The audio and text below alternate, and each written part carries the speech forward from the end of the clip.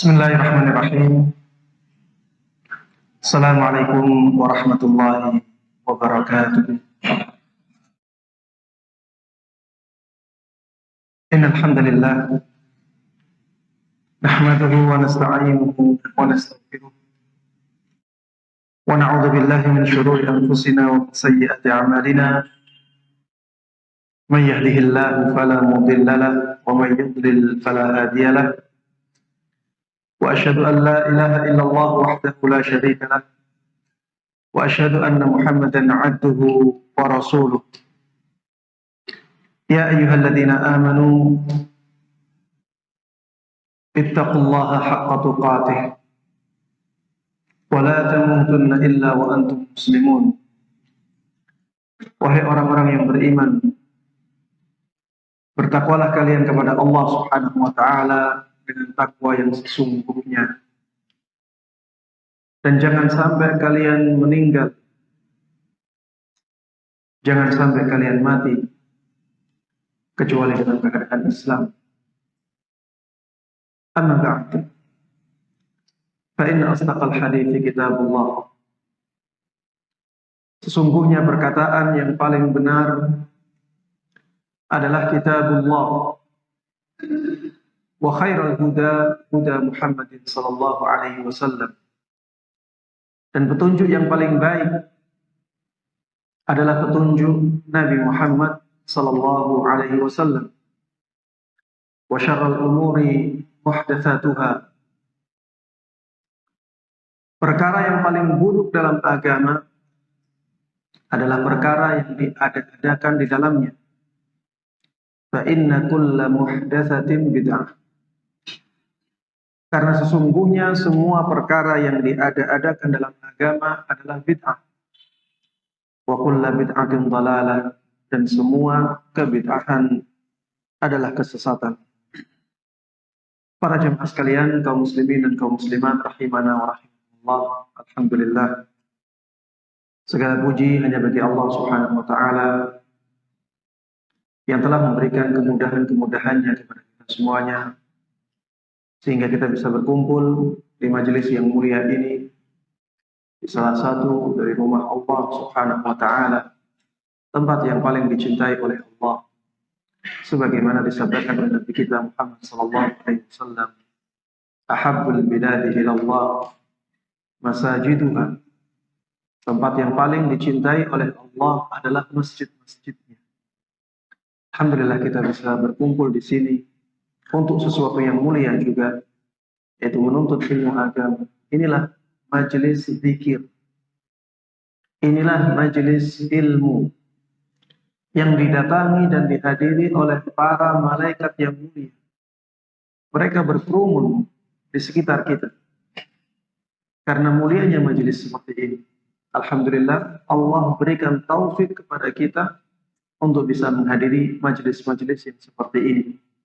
Mudah-mudahan kehadiran kita di majelis ini benar-benar ikhlas, hanya untuk mengharapkan pahala dari Allah Subhanahu wa taala, untuk menuntut ilmu agama, untuk menghilangkan kejahilan dari diri kita dan menghilangkan kejahilan dari orang-orang yang ada di sekitar kita. Mudah-mudahan dengan keikhlasan tersebut Allah Subhanahu wa taala memberikan kepada kita semuanya ilmu yang bermanfaat dan berkah, yang bisa menjadikan kita semuanya orang-orang yang mulia dan bahagia di dunia ini hingga di akhirat nanti. Amin amin ya rabbal alamin. Tidak lupa salawat dan salam, keberkahan dan kenikmatan semoga selalu terlimpahkan kepada Nabi Agung Muhammad sallallahu alaihi wasallam. Nabi yang sangat kita cintai, Nabi yang sangat kita junjung tinggi, dan Nabi yang selalu kita teladani. Mudah-mudahan selawat dan salam, begitu pula keberkahan dan kenikmatan tersebut juga tersambungkan kepada seluruh keluarga beliau, sahabat beliau, dan kaum muslimin yang mengikuti beliau dan para sahabatnya dengan baik hingga hari akhir nanti.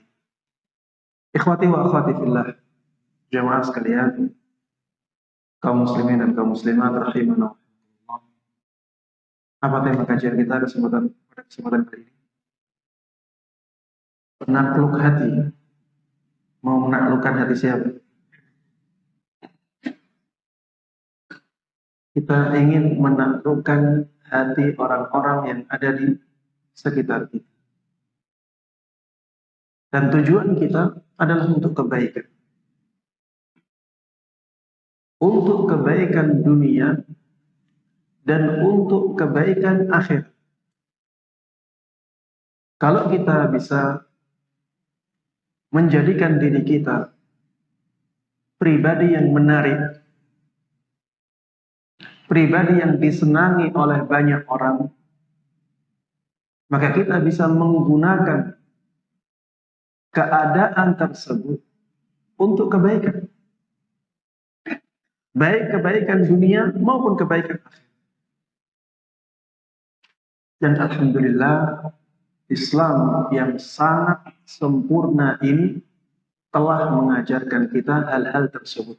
Bagaimana menjadikan diri kita sebagai pribadi yang menarik, pribadi yang disenangi banyak orang. Ini diajarkan oleh Islam. Makanya bersyukurlah dengan ajaran Islam yang sangat sempurna seperti ini. Dan jangan sampai kita menyia-nyiakannya. Pelajari agama Islam, praktekkan dalam kehidupan kita. Kita akan mendapatkan manfaat yang besar dari agama Islam ini. Baik manfaat duniawi maupun manfaat ukhrawi. Jamaah sekalian rahimana wa rahimakumullah.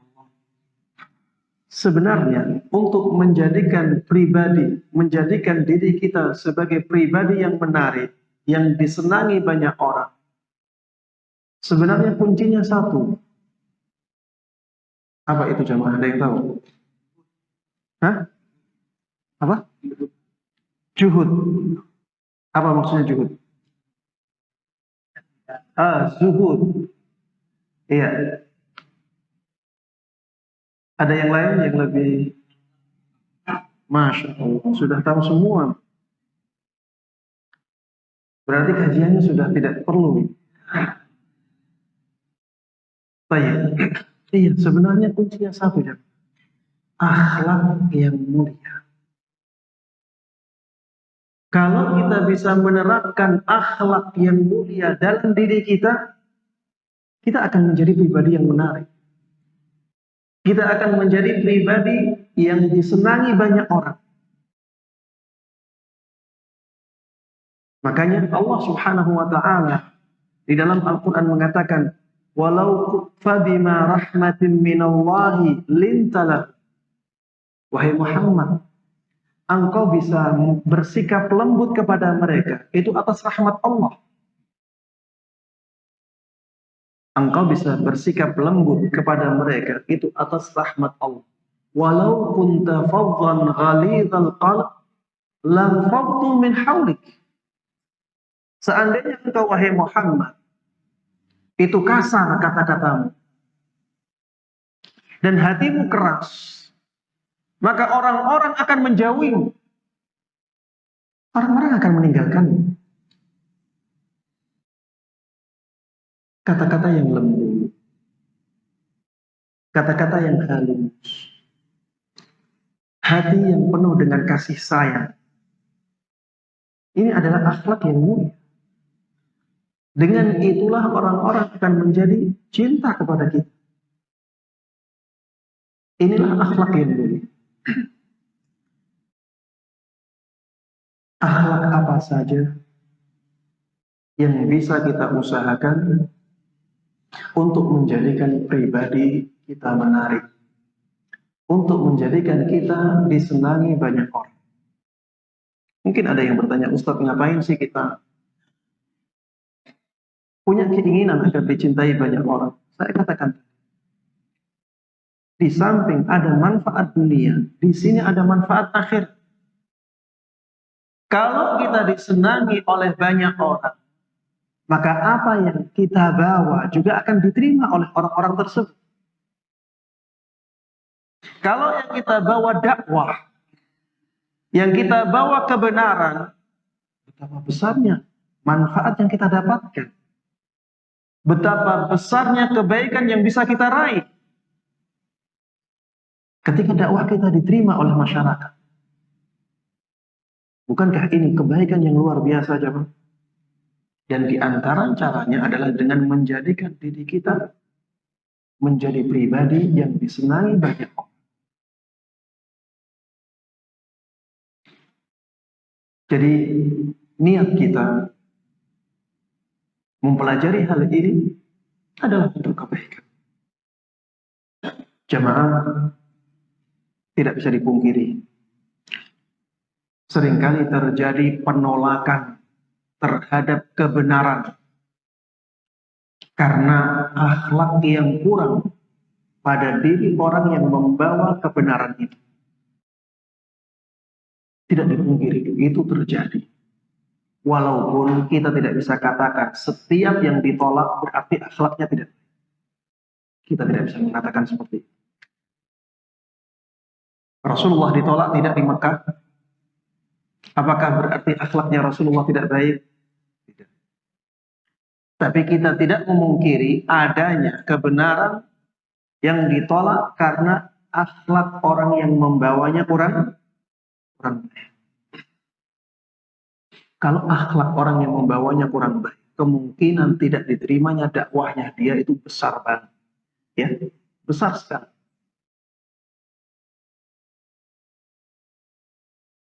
Dan kalau misalnya akhlak orang yang membawanya itu baik, insya Allah dakwahnya akan diterima oleh masyarakat. Walaupun tidak menutup kemungkinan tetap ditolak. Dan itulah usaha. Ya, Rasulullah SAW berusaha untuk berdakwah di Mekah. Dan akhlak beliau adalah Al-Quran.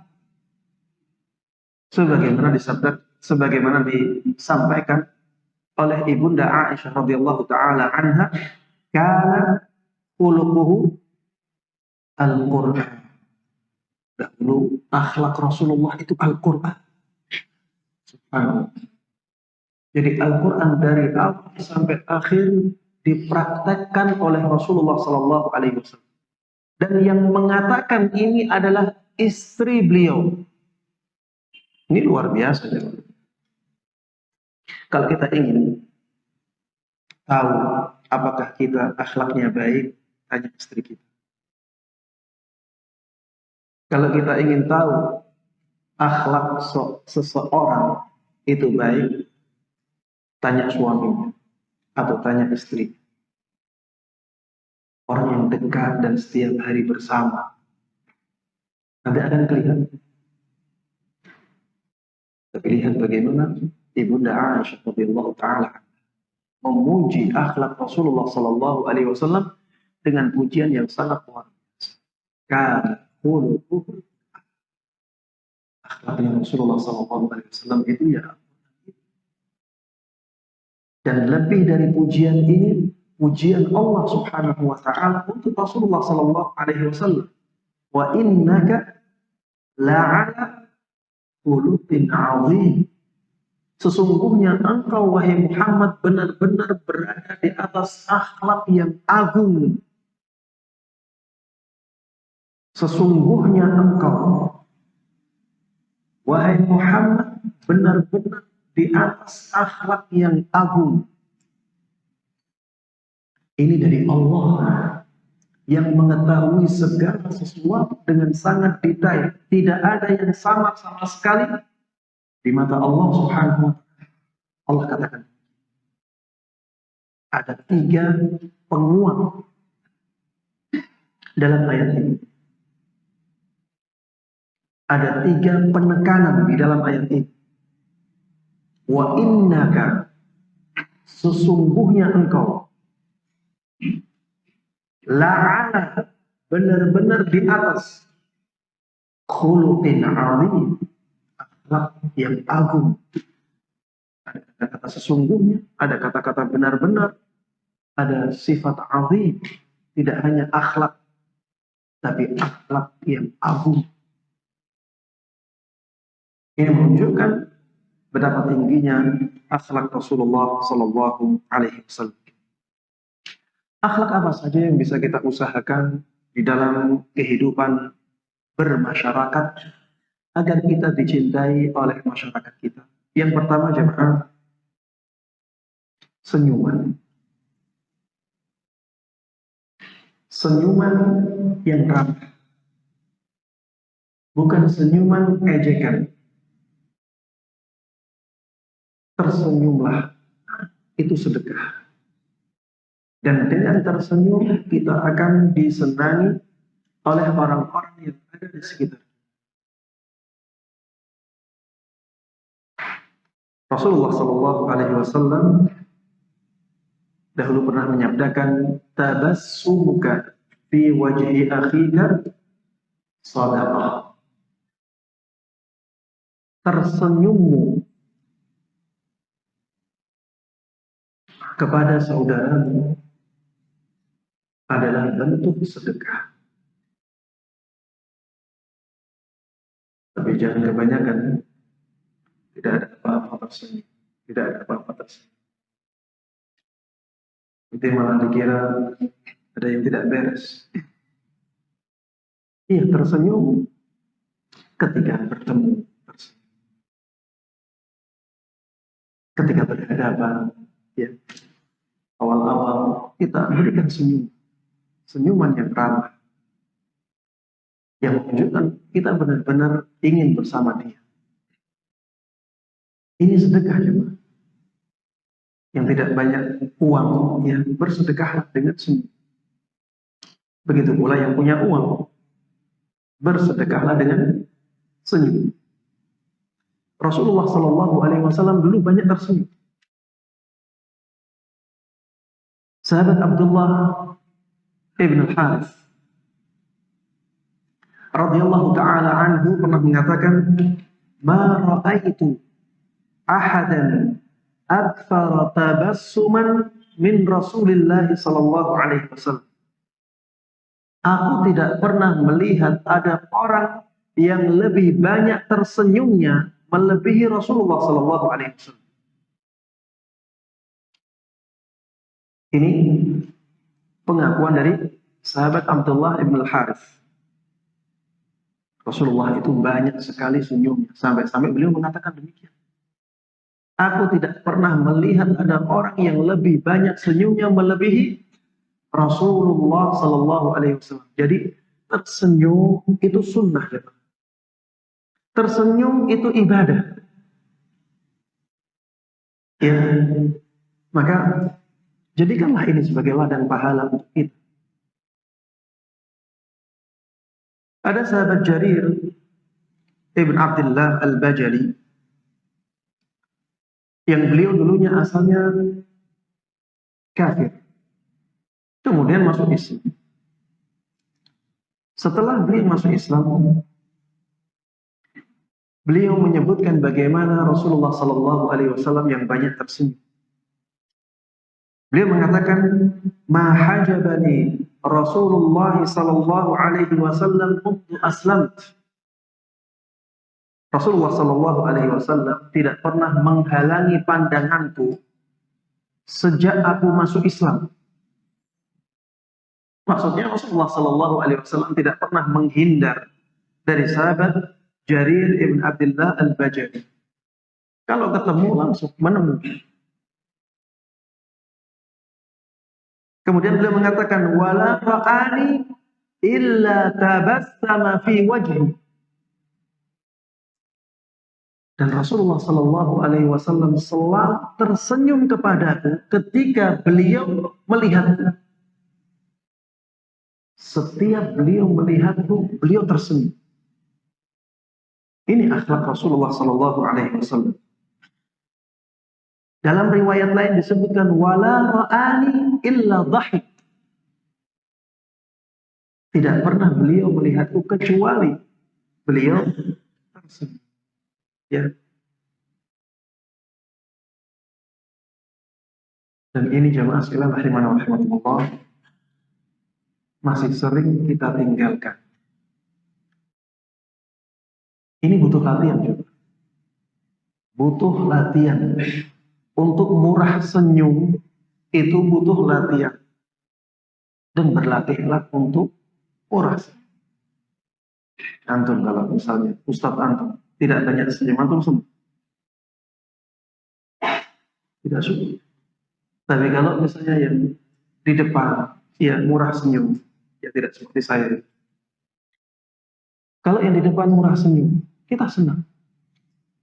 Itulah kekuatan senyuman.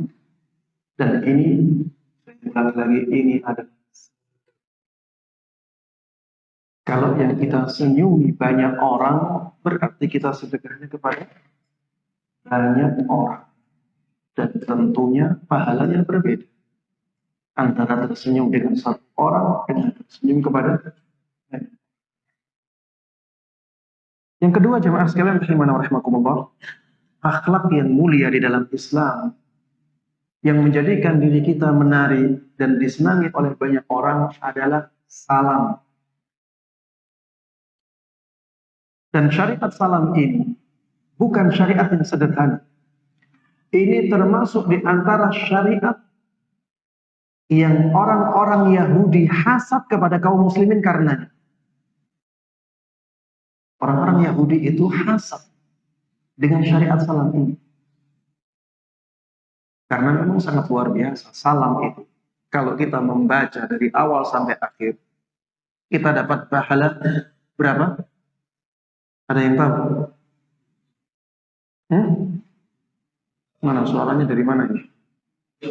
30.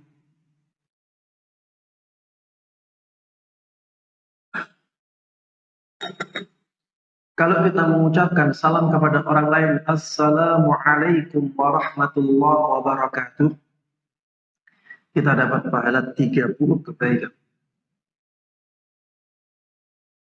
Kalau kita katakan Assalamualaikum saja, dapat 10 kebaikan. Kita katakan Assalamualaikum warahmatullahi, kita dapat pahala 20 kebaikan. Kita katakan Assalamualaikum warahmatullahi wabarakatuh, kita dapat 30 pahala kebaikan.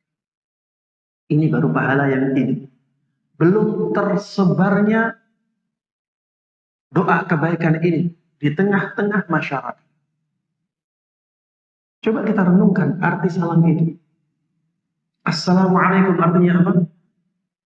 Semoga keselamatan selalu ada padamu. Jadi kita mendoakan keselamatan. Kalau ini tersebar di tengah-tengah masyarakat, masyarakat akan menjadi masyarakat yang selamat. Belum doa yang kedua, warahmatullah. Maksudnya warahmatullahi alaikum. Semoga rahmat Allah selalu ada padamu. Rahmat kasih sayang Allah. Ini doa.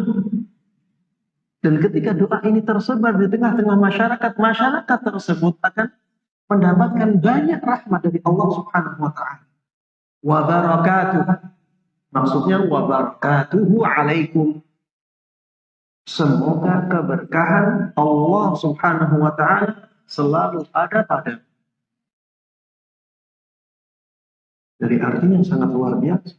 Wajar orang-orang Yahudi hasad kepada kaum muslimin dalam syariat. Kalau orang-orang Yahudi hasad kepada kita dalam syariat, ini menunjukkan syariat yang luar biasa. Maka jangan sampai kita sia-sia. Banyaklah mengucapkan salam. Dan orang yang memulai salam menjadi orang yang paling baik di antara dua orang. Ya. Kalau misalnya si A mengucapkan salam kepada si B, maka si A lah yang lebih baik daripada si B.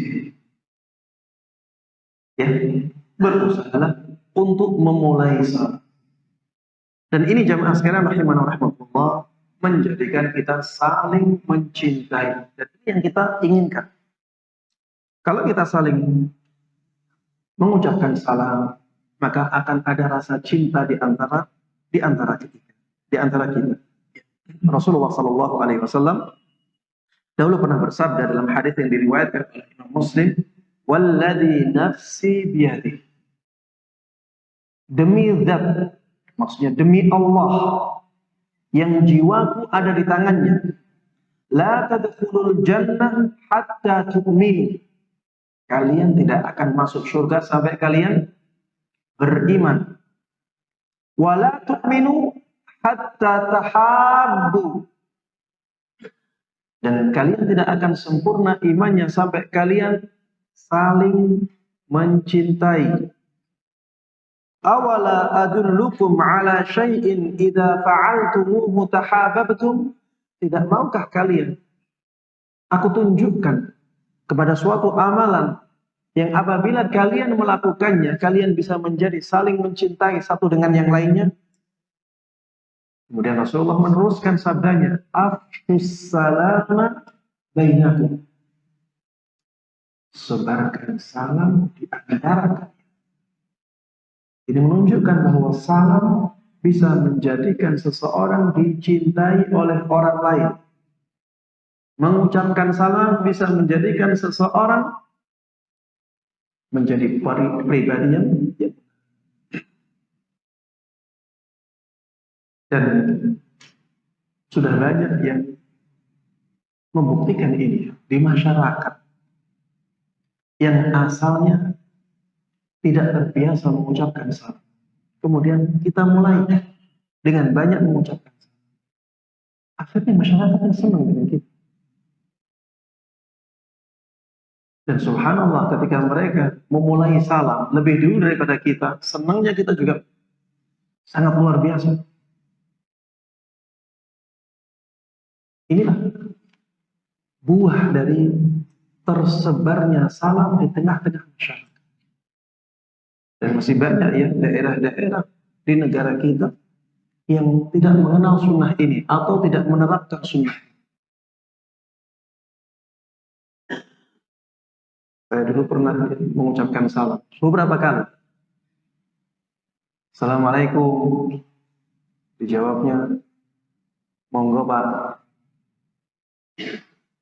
Karena tidak terbiasa. Ya, kan tidak terbiasa. Nanti sekali, dua. Kalau ketika sudah terbiasa, dia akan terbiasa untuk menjawab salam itu. Ada yang disalami, bingung. Karena tidak terbiasa. Di masyarakat-masyarakat yang seperti ini, kita harus terus hidupkan sunnah salam. Dan itu akan menjadikan masyarakat mencintai kita. Rasulullah Shallallahu Alaihi Wasallam dahulu sangat semangat menerapkan sunnah ini. Bahkan kepada anak kecil, beliau mengucapkan salam. Kepada anak kecil, beliau ucapkan salam. Di tengah-tengah masyarakat kita, kalau ada anak kecil berjalan, seringkali diabaikan. Anak kecil aja. Rasulullah SAW tidak demikian. Beliau biasa mengucapkan salam kepada anak kecil.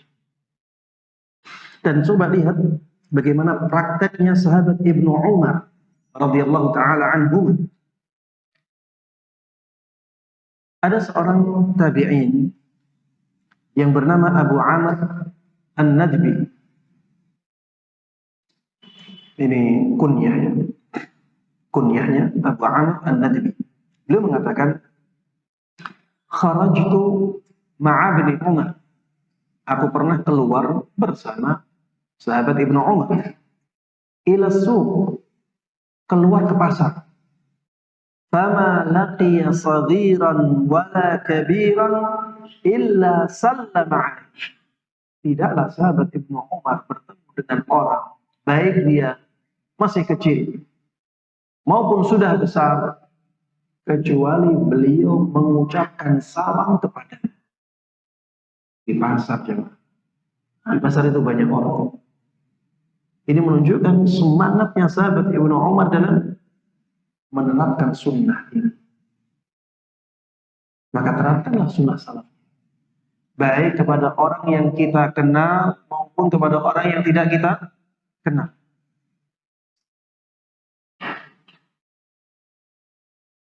Dan saya pernah mendengar cerita dari sebagian Ustadz yang pernah menemani Syekh Abdul Razak, hafizahullah ta'ala. Ketika beliau di pasar, beliau juga banyak mengucapkan salam kepada orang-orang. Ketika ditanya, Syekh, kan bisa jadi mereka non-muslim. Pak antum mengucapkan salam terus. Apa jawab beliau? Beliau mengatakan, saya kan tidak tahu. Dan negara ini mayoritas kaum muslim. Kalau saya tahu dia non-muslim, saya tidak akan salam. Dari sini kita tahu betapa semangatnya beliau dalam mengucapkan salam kepada Allah. Dan ini perlu untuk kita terapkan dalam kehidupan. Sudah banyak contoh yang bisa kita jadikan sebagai rujukan. Kemudian yang ketiga, jemaah sekalian rahimahullah, agar kita dicintai oleh masyarakat kita. Hadiah. Berikan hadiah.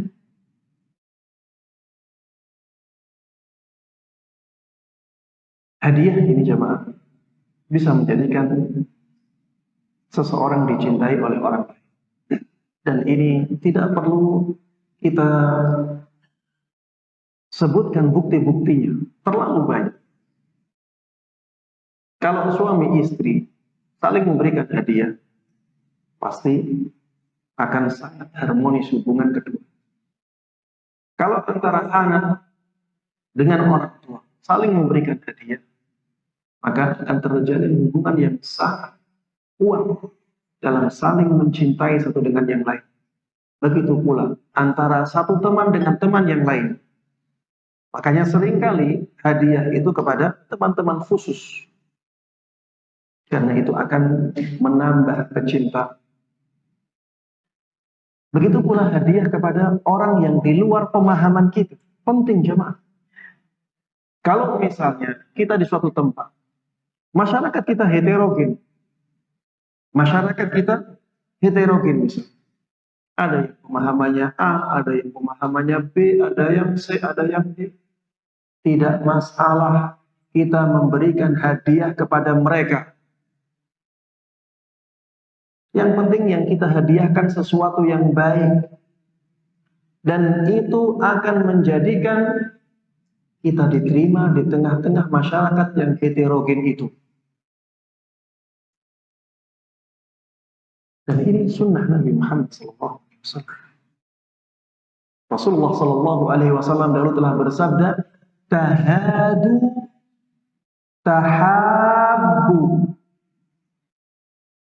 Salinglah memberikan hadiah. Niscaya kalian akan saling mencintai. Ini sabda Nabi Muhammad SAW. Rasulullah SAW memerintahkan kita untuk saling memberikan hadiah. Agar kita saling mencintai. Safwan ibn Umayyah radhiyallahu ta'ala anhu. Beliau asalnya kafir. Kemudian masuk Islam. Di antara sebab beliau masuk Islam adalah karena hadiah yang sangat banyak dari Rasulullah SAW. Beliau mengatakan, A'tani Rasulullah SAW yawma Hunain wa innahu la abghadul khalqi ilayya. Di hari perang Hunain, Rasulullah SAW memberikan aku hadiah. Dan ketika itu Rasulullah SAW adalah orang yang paling aku benci. Beliau orang yang paling dibenci oleh Safwan ibn Umayyah. Apa kata Safwan ibn Umayyah setelah ini? Dia mengatakan, "Fama ini hatta innahu la ahabbul khalqi ilaih. Tapi kemudian Rasulullah sallallahu alaihi wasallam terus memberiku sampai beliau menjadi orang yang paling aku cintai. Pelajaran yang sangat berharga di sini. Rasulullah sallallahu alaihi wasallam juga memberikan hadiah kepada orang yang menganggap beliau sebagai musuhnya. Jadi ngasih hadiah itu jangan hanya kepada teman, coba. Kepada orang-orang yang tidak suka kepada kita, kasih hadiah juga. Rasulullah sallallahu alaihi wasallam melakukan ini. Dan ini termasuk di antara bentuk dakwah bil mal. Dakwah dengan harta. Jadi ada dakwah dengan harta, itu ada. Rasulullah lakukan. Bahkan di dalam Islam, di antara sasaran zakat, siapa? Al-mu'allafatu qulubuhum. Orang yang diharapkan hatinya bisa melunak. Melunak untuk masuk Islam. Berarti dia masih kafir. Masih di luar Islam. Mu'allaf, ini ada dua ya.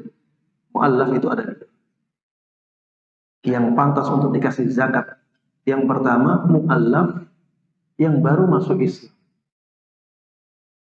Dan dia membutuhkan dukungan finansial. Ini mu'allaf yang pertama. Mu'allaf yang kedua, dia belum masuk Islam. Dia masih di luar Islam. Tapi kalau dikasih bantuan finansial, kemungkinan besar dia akan masuk Islam. Dan dua-duanya menjadi sasaran zakat. Ini menunjukkan bahwa dakwah bil mal itu ada dalam syariat Islam. Dakwah dengan harta itu bisa, dan itu termasuk di antara ladang pahala. Ya. Di dalam Al-Quran disebutkan, ya ayyuhalladzina amanu, hal adullukum ala tijaratin tunjikum min adabin alim. Ini di surat As-Saff. Wahai orang-orang yang beriman, maukah kalian aku tunjukkan kepada perdagangan yang bisa menyelamatkan kalian dari azab yang pedih? Tu'minuna billahi wa rasulih. Perdagangan itu apa? Yang bisa menyelamatkan kita dari azab yang pedih? Tu'minuna billah. Beriman kepada Allah. Tu'minuna billahi wa rasulih, dan beriman kepada Rasulullah sallallahu alaihi wasallam. Wa tujahiduna fi sabilillah, dan berjihad di jalan Allah. Dengan apa? Bi amwalikum wa anfusikum. Dengan harta kalian dan dengan jiwa kalian. Jadi bisa kita menggunakan harta kita untuk kebaikan, untuk berdakwah, untuk berjihad di jalan Allah Subhanahu wa ta'ala. Baik. Yang keempat, jamaah sekalian rahimana wa rahimakumullah, jadilah pendengar yang baik. Kita sering mendengar ini. Jadilah pendengar yang baik. Tapi seringkali kita tidak menyadari di dalam Islam juga ada sunnah ini. Menjadi pendengar yang baik, ini akan menjadikan kita disenangi orang lain. Apalagi kalau misalnya ada orang yang lagi galau, dia ingin melampiaskan apa yang ada di dalam hatinya dengan kata-kata. Maka dengarkan sampai dia selesai. Mungkin nanti ada kata-kata yang kurang cocok dengan kita. Kalau kita ingin nulis, mungkin nyatet kata-kata itu, catat dulu. Catat. Atau ingat, oh kata-kata itu, ada kata-kata. Dengar sampai selesai. Sudah selesai, baru kita menyampaikan kepada dia. Mungkin kita sampaikan nasihat, mungkin kita kasih koreksi, tadi ada kata-kata seperti ini. Sebenarnya kata-kata seperti ini kurang tepat, kurang pas, kurang baik. Kita gunakan kata-kata yang enak didengar oleh dia. Tapi pertama dengarkan dia. Dengarkan dia. Menjadi pendengar yang baik, ini juga merupakan sunnah Nabi Muhammad SAW.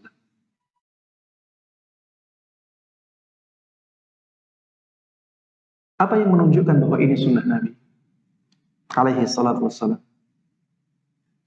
Ya ikhwah, kalau ada penyebutan Nabi apa yang disyariatkan, balas dengan salam.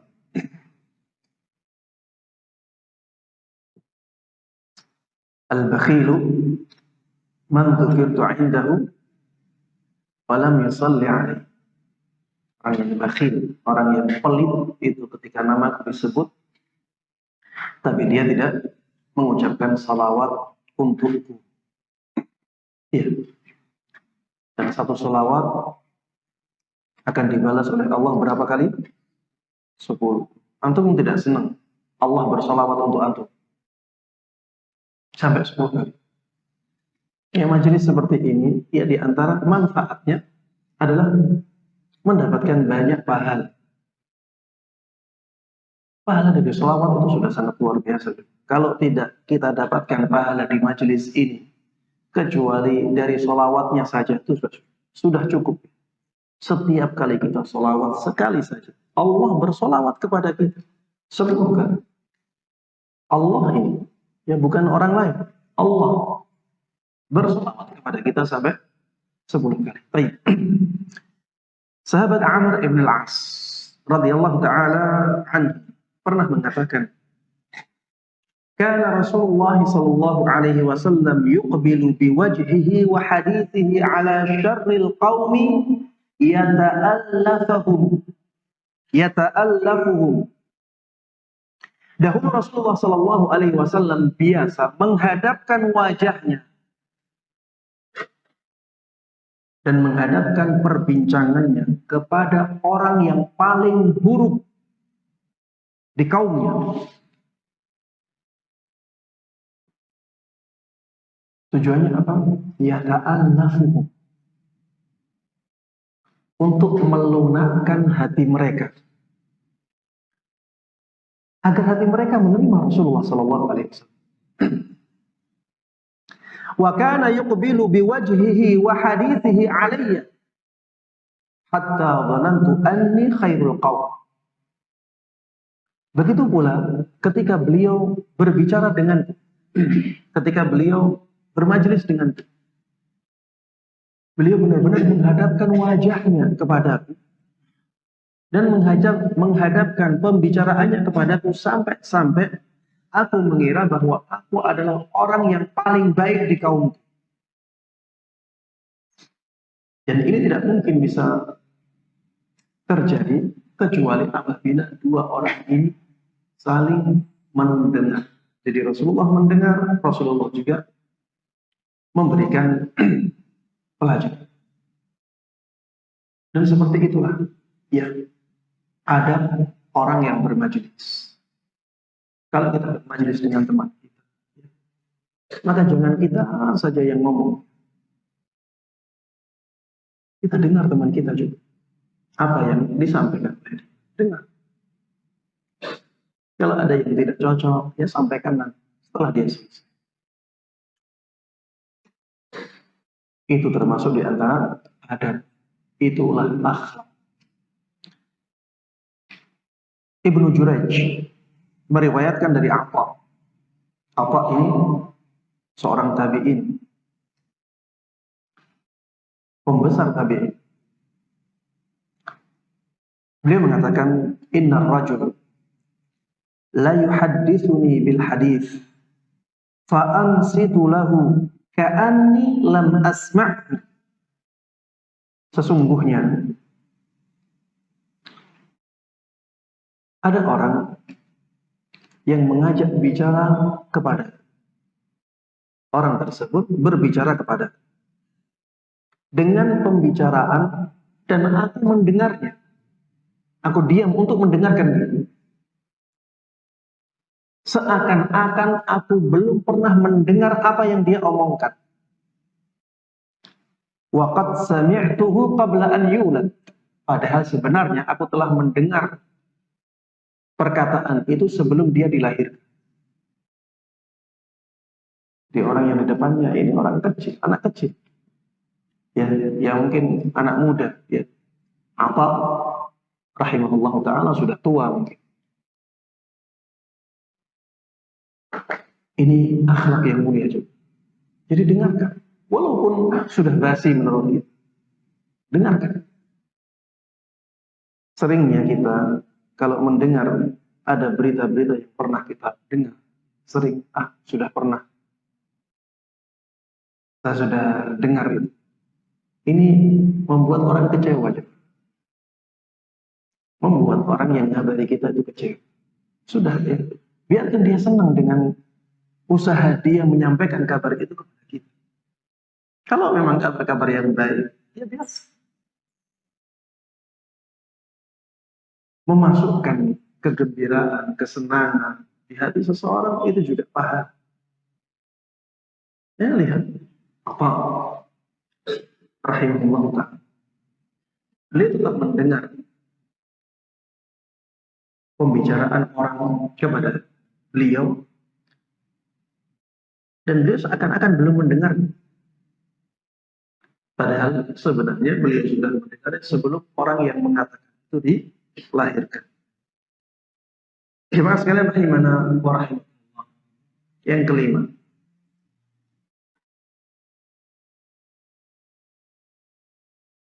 ulurkan bantuan dan jasa baikmu kepada orang lain. Iya, saling berbagi.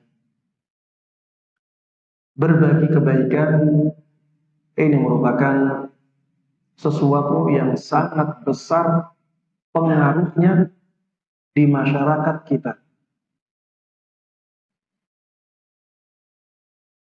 Dalam pepatah Arab disebutkan, ahsin ilan nas tasta'bid qulubah.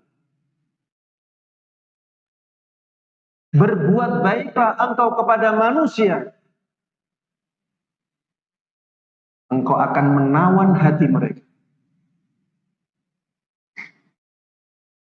Kalau kita banyak berbuat baik kepada masyarakat, maka masyarakat pasti akan senang kepada kita. Walaupun di awal-awal, ya mungkin yang diterima kebaikan kita saja, yang berupa harta. Sedangkan ilmu tidak mereka terima. Kebenaran tidak mereka terima. Kita berbuat baik kepada mereka, dan mereka hanya menerima fisiknya saja. Memanfaatkan baiknya saja yang berupa kebaikan dunia. Kebaikan akhirat belum diterima. Sabar. Lama-kelamaan nanti kita akan mudah menyampaikan kebenaran kepada mereka. Ya, lama-kelamaan mereka akan menerima dari kita. Dan ini tidak hanya harta. Kebaikan ini banyak juga.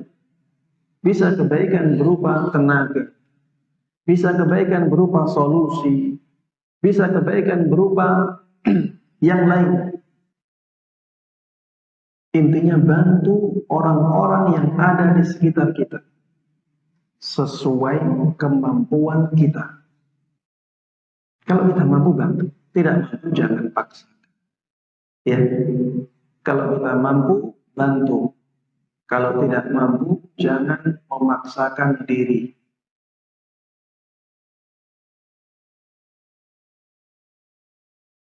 Hutang piutang ini juga, jangan paksakan diri menghutangi orang lain. Kalau mudah kita hartanya lapang, kasih. Kalau hartanya tidak lapang, jangan dikasih. kecuali orangnya sudah teruji. Karena banyak kasus dalam masalah hutang piutang ini. Itu kebaikan iya, itu ladang pahala iya. Tapi kalau kita tidak siap menerima risiko, jangan lakukan. Ya, kalau kita lapang dan kita tidak terlalu bergantung kepada harta itu, ya kasih piutang untuk ladang pahala, sesuatu yang sangat baik. Kalau dikembalikan, alhamdulillah. Tidak dikembalikan, kita tidak terlalu butuh. Tapi kalau kita butuh harta itu, dan ada orang yang berhutang kepada kita, maka lihat orangnya ini. Orang ini sudah teruji belum? Kalau sudah teruji kata-katanya, dia tepat. Kalau sudah teruji, kalau hutang dia berusaha untuk menutup hutangnya, membayarnya, maka kasih selama kita mampu. Tapi kalau belum teruji, jangan. Nanti membahayakan. Makanya di desa, ya, di daerah-daerah itu seringkali ada ucapan-ucapan, saya tidak berani memberikan hutang kepada dia, takutnya malah merusak persaudaraan. Khawatir merusak persaudaraan. Kenapa demikian? Karena sering terjadi antara saudara memberikan hutang, tapi setelah itu saudaranya tidak mau bayar. Yang terjadi apa? Yang terjadi malah rusak persaudaraannya. Lebih baik tidak kasih hutang. Persaudaraan tetap terjaga dan bisa beralasan. Mohon maaf tidak bisa bantu. Bisa beralasan seperti itu, tapi persaudaraan tetap terjaga.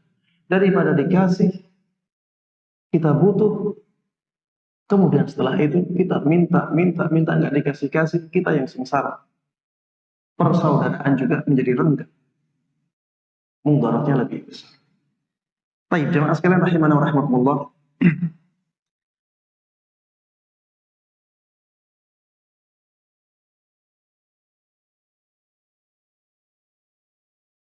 Dengan membantu orang lain,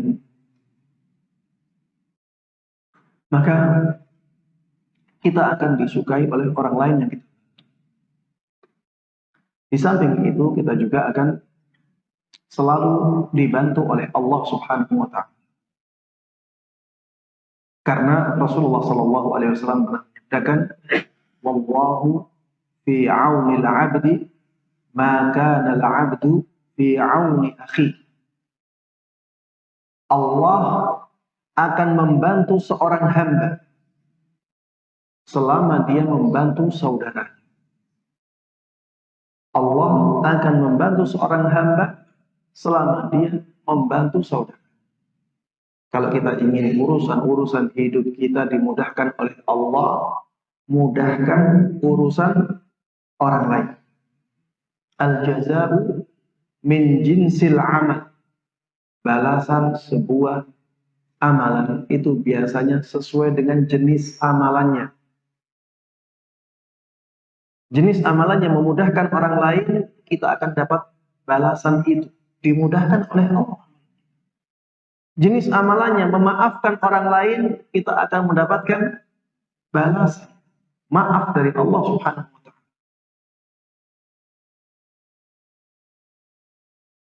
Jenis amalannya bersedekah, Allah Subhanahu wa Ta'ala akan bersedekah kepada kita. Maksudnya akan memberikan rezeki kepada kita. Anfiq, kata Rasulullah Sallallahu Alaihi Wasallam, anfiq tunfaq alaik. Berinfaklah, engkau akan dikasih infak.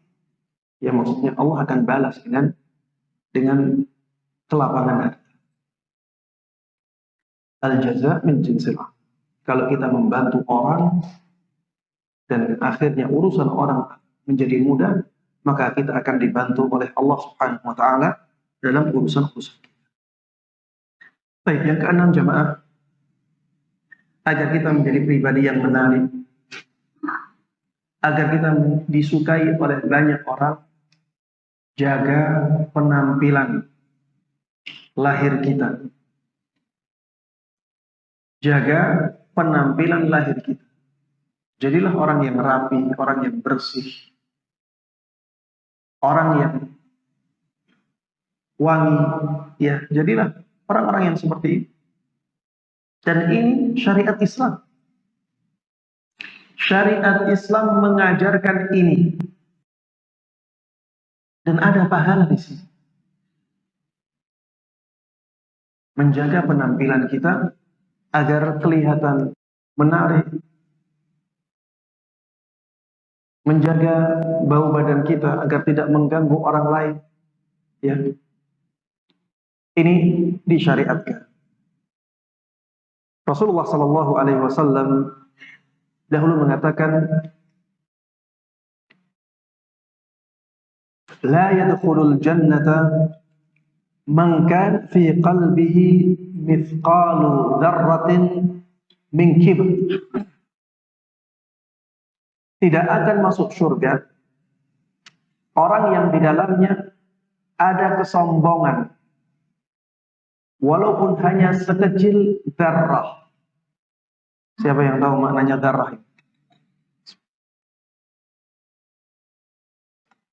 Apa maknanya dzarrah? Semut kecil. Semut semuanya kecil ya? Hah? Semut yang kecil. Iya. Sebagian orang memaknai dzarrah itu dengan apa? Dengan atom. Ya, karena atom dulu ya sebelum ditemukannya barang yang lebih kecil dari atom atau subatom, mereka memaknai dzarrah ini dengan atom. Ya, ini tidak benar. Dzarrah dalam bahasa Arab sebagaimana disebutkan tadi, semut merah yang kecil, kecil sekali semut, warnanya merah. Itulah dzarrah. Orang Arab menggunakan kata-kata dzarrah ini untuk menyebutkan sesuatu yang sangat kecil sekali. Ya, ini yang mereka maksudkan. Bukan berarti kalau misalnya ada kesombongan di hati manusia lebih kecil daripada semut merah itu, berarti tidak masuk hadis ini. Bukan. Maknanya tidak seperti itu. Walaupun ada kesombongan lebih kecil dari semut itu, tetap saja masuk dalam hadis ini. Karena apa? Karena dzarrah di sini adalah untuk mewakili makna sesuatu yang sangat kecil sekali. Untuk makna ini. Yang dimaksud bukan semutnya, tapi makna ini, sesuatu yang sangat kecil sekali. Tidak akan masuk surga orang yang di dalam hatinya ada kesombongan walaupun sedikit sekali. Qala rajulun, ada seorang sahabat yang bertanya kepada Rasulullah sallallahu alaihi wasallam, "Innar rajul yuhibbu an yakuna thawbuhu hasana wa na'luhu hasana." Wahai Rasulullah sallallahu alaihi wasallam, ada orang yang senang apabila bajunya bagus. Ada orang yang senang apabila pakaiannya bagus. Dan sandalnya juga bagus. Sahabat ini sepertinya memahami bahwa memakai pakaian yang bagus dan sandal yang bagus itu masuk dalam kesombongan. Kelihatannya sahabat ini memahami demikian, makanya beliau bertanya, wahai Rasulullah SAW, ada orang yang senang pakaiannya bagus, sandalnya bagus. Apa kata Rasulullah SAW? Beliau menyatakan, Innallaha jamilun yuhibbul jamal. Sesungguhnya Allah itu zat yang maha indah. Dan Allah menyukai keindahan. Al-kibru batarul haq wa ghamtun nas. Yang dimaksud dengan sombong adalah batarul haq, menolak kebenaran. Jadi menolak kebenaran yang sudah nyata di hadapan kita itu adalah sikap sombong. Wa ghamtun nas, dan merendahkan manusia. Ya, merendahkan manusia itu kesombongan. Adapun pakaian yang bagus, ya, sandal yang bagus, itu dicintai oleh Allah Subhanahu wa taala. Innallaha jamilun yuhibbul jamal. Allah itu zat yang maha indah dan mencintai keindahan. Rasulullah Shallallahu Alaihi Wasallam kalau beliau punya pakaian yang bagus beliau pakai. Dari sahabat Al-Bara radhiyallahu taala anhu, beliau mengatakan, "Qad ra'aituhu fi hullatin hamra, ma ra'aitu syai'an ahsana minhu." Aku pernah melihat Rasulullah Shallallahu Alaihi Wasallam menggunakan pakaian hullatul hamra. Ya, hullatul hamra. Ya, ini pakaian yang sangat bagus sekali. Aku tidak pernah melihat ada pakaian yang lebih bagus dari itu. Rasulullah Shallallahu Alaihi Wasallam. Jadi berpenampilan rapi, berpenampilan menarik, ya. Ini sunnah Nabi Muhammad Sallallahu Alaihi Wasallam. Dan dengan itu ya orang akan senang kepada kita. Berbeda kalau tampilan kita tampilan yang kumal, ya, tampilan yang tidak rapi, tidak serasi, ya. Orang tidak suka melihat kita seperti itu. Ya. Innallaha jamilun.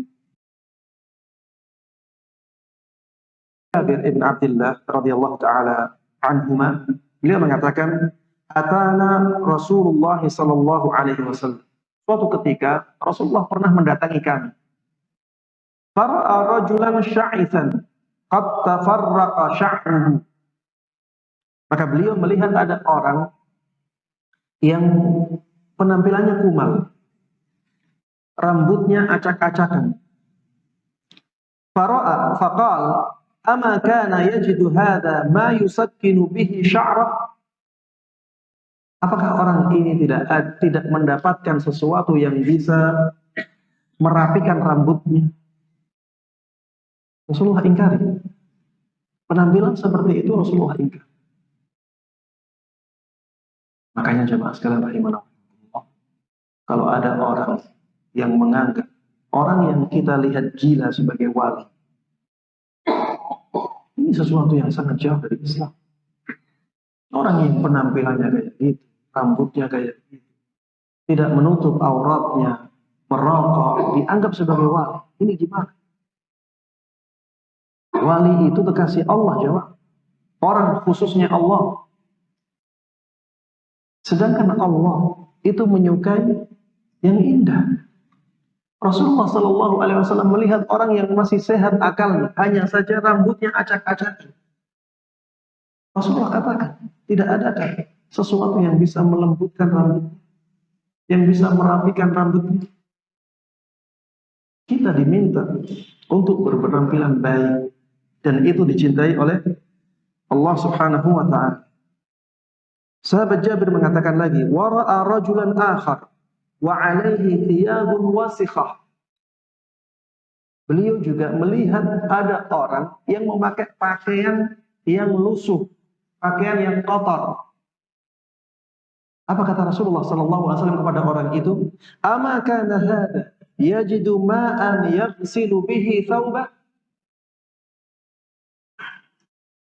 Tidak dapatkah apakah orang ini tidak mendapatkan air yang dengannya dia bisa membersihkan bajunya? Rasulullah ingin sahabat-sahabatnya berpenampilan bersih, berpenampilan rapi. Dan itu ajaran Islam yang mulia juga sekalian bagaimana? Jadilah orang-orang yang menjaga penampilan yang baik, ya, penampilan yang ya jelas semuanya harus sesuai dengan standar wajar. Jangan berlebihan. Sesuatu yang berlebihan semuanya tidak baik. Dosis obat itu baik. Kalau overdosis jadi tidak. Ya, semua yang baik kalau berlebihan maka menjadi tidak.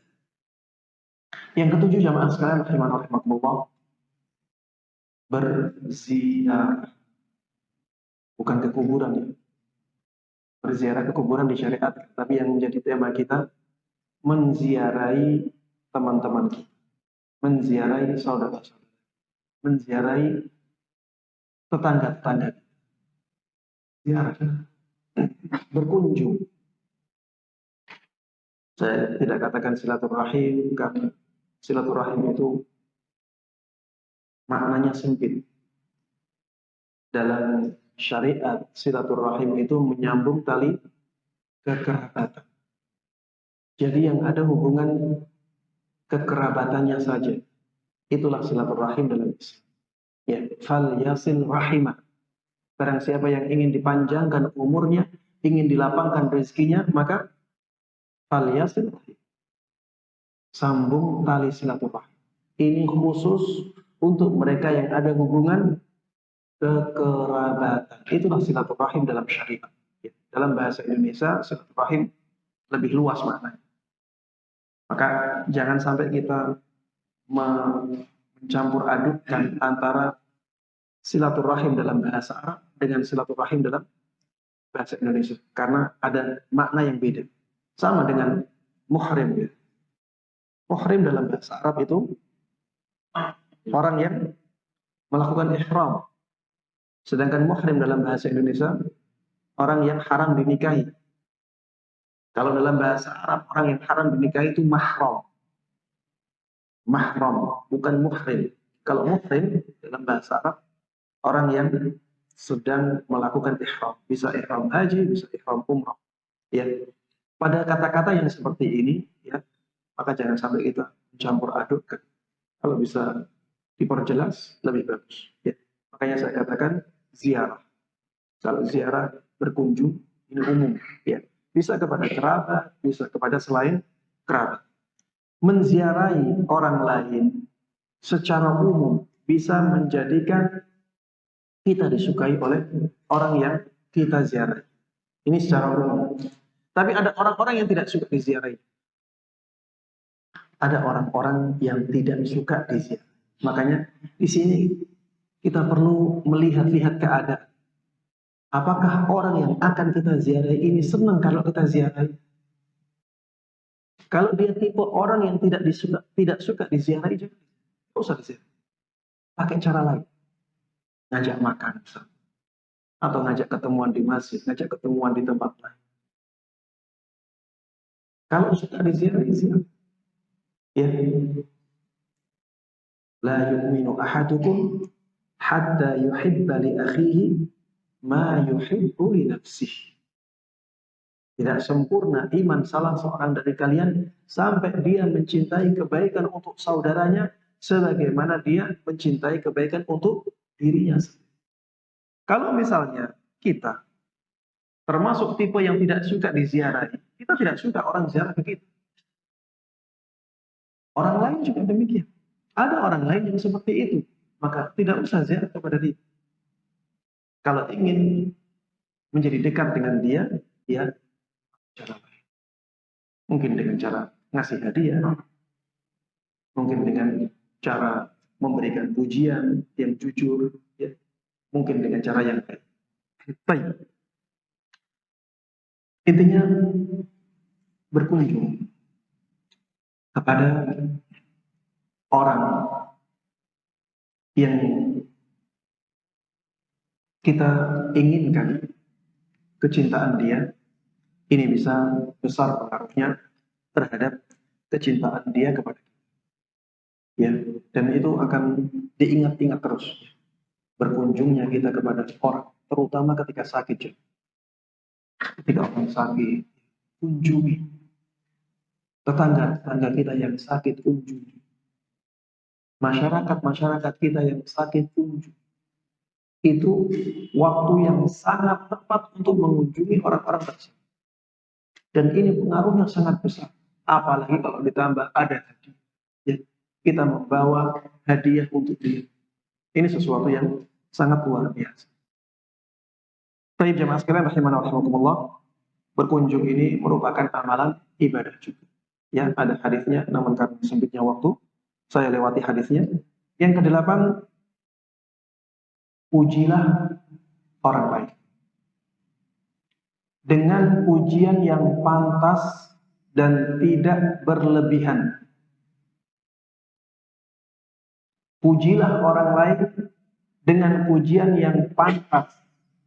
Maksudnya jujur. Memang sesuai keadaan dia.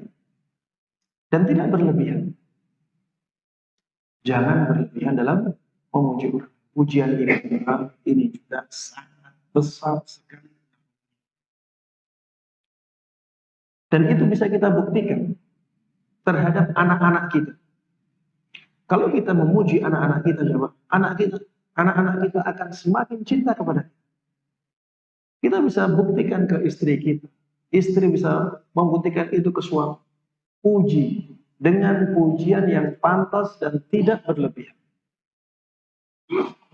Dan dahulu Rasulullah Sallallahu Alaihi Wasallam juga beberapa kali memuji sahabatnya. Sahabat Umar dipuji oleh Rasulullah Sallallahu Alaihi Wasallam. Bahkan ya, Rasulullah Sallallahu Alaihi Wasallam sering menyebutkan keutamaan khusus sahabat-sahabatnya. Makanya ada ya bab dalam kitab-kitab hadis fadail sahabat, fadail Abi Bakar, fadail Umar, atau manaqib Abi Bakar, manaqib Umar, manaqib Utsman, manaqib Ali. Banyak di situ berisi pujian-pujian Rasulullah Sallallahu Alaihi Wasallam kepada para sahabat. Tapi jamaah, pujian ini juga demikian. Kadang-kadang ada pujian yang berakibat buruk kepada orang yang kita puji. Ada orang-orang yang tidak suka dipuji. Ada orang-orang yang tidak suka dipuji. Kalau kita tahu dia tidak suka dipuji, maka jangan. Ya, jangan dipuji. Karena itu malah akan menjadikan dia tidak suka kepada kita. Ada orang-orang yang kalau dipuji malah lupa diri. Ini juga tidak usah dipuji.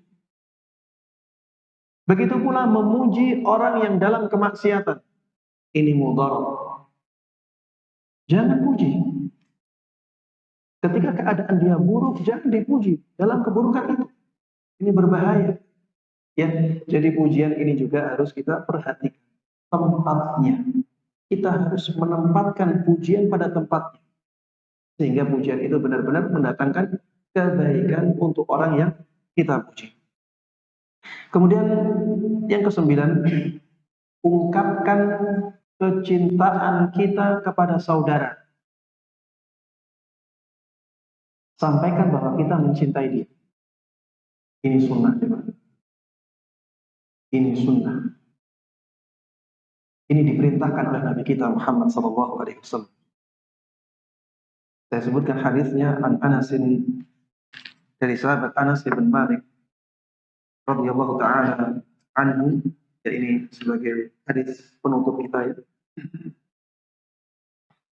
Anna rajulan kana 'inda an-nabiy sallallahu alaihi wasallam. Famarra bihi rajul. Suatu ketika ada seseorang berada di sisi Nabi Muhammad sallallahu alaihi wasallam. Ini bukan sahabat Anas, orang lain. Kemudian ada orang lain lagi melewati orang ini. Faqala ya Rasulullah, inni la uhibbuka. Orang yang di sisi Rasulullah sallallahu alaihi wasallam mengatakan, wahai Rasulullah, aku benar-benar mencintai orang ini, orang yang lewat tadi. Faqala lahu Nabi sallallahu alaihi wasallam, maka Nabi Muhammad sallallahu alaihi wasallam mengatakan kepada orang ini, a'lamtahu? Apakah engkau sudah menyampaikan rasa cintamu kepada dia? Qala la. Orang ini mengatakan tidak. Belum, wahai Rasulullah. Qal a'lim.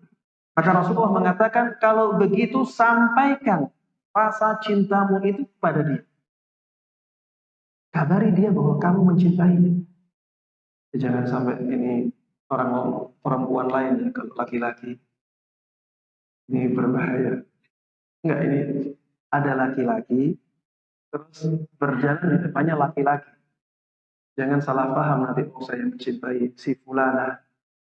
Saya akan sampaikan ini. Baik. Rasulullah mengatakan kalau begitu sampaikan rasa cintamu, rasa sayangmu kepada dia. Qal falahiqahu. Maka akhirnya orang ini mendatangi orang tersebut. Orang yang tadinya jalan di depannya. Faqal inni uhibbuka fillah. Orang ini mengatakan, saya mencintaimu karena saya mencintaimu, saya senang kepada kamu karena Allah Subhanahu wa taala. Kemudian orang tersebut mengatakan, ahabbakallah alladhi ahbabtani lah. Semoga Allah mencintaimu yang karenanya engkau mencintai aku. Semoga Allah mencintaimu yang karena Allah engkau mencintai aku. Di dalam riwayat yang disebutkan, a'limhu fa innahu ad'u lil mawaddati bainakum. Sampaikan rasa cintamu kepada dia, karena itu menjadikan rasa cinta di antara kalian semakin kuat. Jadi ketika kita menyampaikan rasa cinta kita kepada orang lain, rasa sayang kita kepada orang lain, itu akan menguatkan persaudaraan. Dan ini sesuatu yang ukhuwah imaniyah akan semakin kuat ketika kita melakukan sunnah ini. Dan kita akan dicintai oleh masyarakat. Kalau kita mengatakan, wahai masyarakat, saya sungguh sangat mencintai kalian. Saya sungguh sangat menyayangi kalian. Apapun yang kalian inginkan, maka akan saya penuhi semampu. Apa yang menjadi maslahat untuk kalian, aku akan usahakan. Masyarakat kalau tahu seperti itu, masyarakat akan sadar. Ya. Baik, demikian yang bisa saya sampaikan dalam kesempatan kali ini. Yang mudah-mudahan yang kita dapatkan ini bermanfaat semuanya. Dan kita Subhanahu wa ta'ala memberikan taufiknya kepada kita semuanya untuk bisa mengamalkan semua ilmu yang kita dan mudah dan juga bisa mengajarkannya kepada orang lain. Alamin.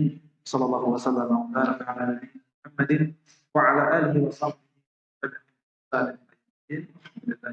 amin. Subhanakallahumma bihamdika. Assalamualaikum warahmatullahi wabarakatuh.